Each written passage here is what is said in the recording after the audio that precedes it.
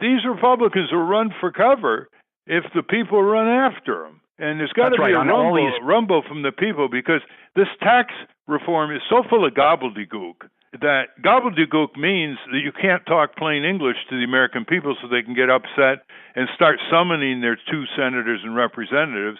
Good heavens, there are tens of millions of people who will be outraged. There's only 535 members of Congress. Get going, listeners.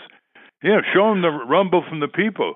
Show you're going to remember in November next year. It doesn't take that many. You know, Jim, we've talked about this. If a couple million people decide they're going to cut down a little bit on their sports watching and watch Congress on this tax bill, the heat that will come in will be really effective. But the Republicans want to push it. They want to push it through by Thanksgiving.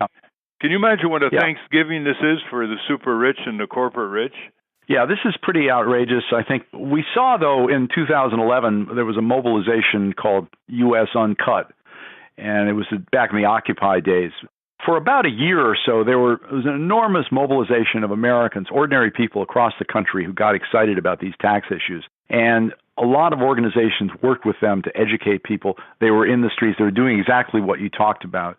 That, something got dropped in the last 6 years. And I think it was basically the crowd in the Democratic Party who were closer to Wall Street. They didn't really want to talk about progressive taxation. They didn't think it would be popular with, their funders. They ended up getting, trumped. And the thing right now, I think, is to find the core values of the American people, to remind them that the middle class is the strength of our country, that small business is not going to benefit from these giveaways to wealthy companies and Wall Street, that the offshore provisions in this is a tax relief bill for tax havens, and the law firms that represent them, the accounting firms, are going to be profiting. There was just a Price Waterhouse conference on this bill yesterday, behind closed doors. I heard all about it because I have a friend who went there. And he said these people have already figured out how to game this new Trump plan, so they will make it even more full of loopholes than the tax system already is. Anything that the Republicans are proposing to fix the system is going to be sabotaged. And, they're sort of chuckling among themselves at what a gigantic giveaway this will be, with their clients sitting there in the room, slapping each other on the back. I mean, if Americans knew what's going on behind closed doors in the corporate planning vehicles in Wall Street and accounting firms and in the lobbying groups in Washington, this is the problem we face. We just need to get informed, and that'll make us angry. Here's a way to look at it. If you say to the corporations, why do you want these tax cuts? And they say, well, we want more capital so we can invest in productive equipment and create jobs. And then you say to them, really? Well, first of all, you didn't do that when you brought back those hundreds of billions of dollars in 2004 where you parked overseas in tax havens. You bought your own stock. You didn't create new jobs. You bought your own stock in order to increase the boss's pay, which is pegged to that. Now, we've seen this movie before. It was called... Why aren't more people making this argument, Jim? If corporations want these tax cuts because they want more capital, they're drowning in capital. And if they want more capital, why are they burning $3.3 trillion of stock buybacks, their own stock buybacks, over the last 12 years, which could have been put to productive investment, raising worker wages, shoring up worker pensions, which are depleted, or engaging in research and development and jobs? And so the rebuttal to the Republicans is, why are you giving them more money to burn on stock buybacks? Stock buybacks is the big story in my book. Well, I think, we tried this movie before in 2004, 2005, when George Bush enacted a giveaway. It was at that point, it was supposed to be a one-time 5.25% tax rate for companies that brought back offshore profits. We watched and saw how that turned out. They did shareholder buybacks. They didn't invest in jobs. They didn't create any jobs. They laid off people from 2004 to 2008. The economy then slipped into the Great Recession. So, if you give these people unconstrained decision-making power to do whatever they want with the money they repatriate at a 5% tax rate, you just allow them to open the door to self-service, the abusive shareholder buybacks, total waste of money from, any finance professor at the Harvard Business School will tell you there is no worse indication of a company's lack of ideas than engaging in shareholder buybacks.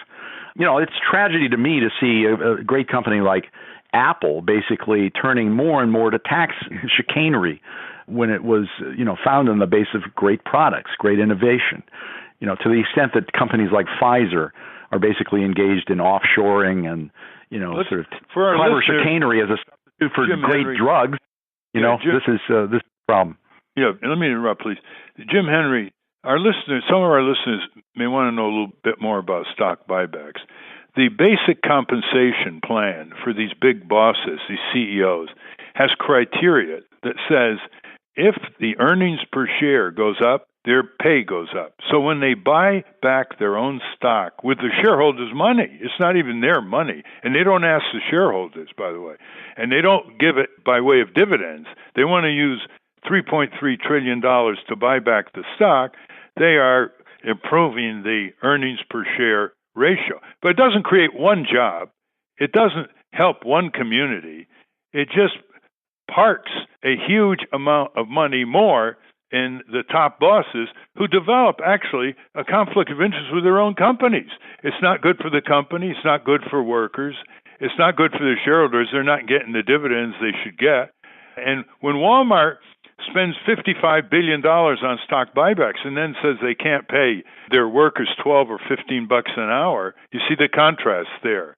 When do you think this greed is going to reach a level, this corporate greed, this plutocrat greed, that it's going to snap the apathy of the vast majority of the American people who've given up on themselves and turned themselves into citizen serfs, while these corporations and their political buddies in Washington drive our country into the ground and abandon it for fascist and communist regimes overseas with Donald Trump's okay? Yeah, I think that, the studies that have been done, and when I was chief economist of McKinsey & Company, we did studies of things like shareholder buybacks and their impact on shareholders.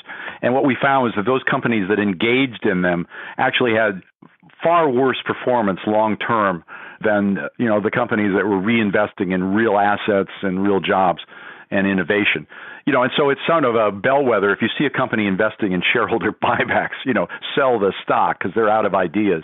No, I think more generally, the problem we face is a lot of Americans have basically kind of given up on both parties, and they don't see the kind of hard-hitting high-energy criticism of these ridiculous plans coming from the Democratic Party at the moment. So, we have a sort of gerontocracy in the Democratic Party. We have people with relatively low energy level, and there's not a, as you say at the top of this broadcast, there isn't a positive plan for tax justice presented by the Progressive Party that there needs to be. So most Americans kind of give up because these are not issues. They have enough to worry about. They're trying to make a living. They like to look to organized political groups that are going to represent them and take care of these issues. But they're being very ineffectively represented right now.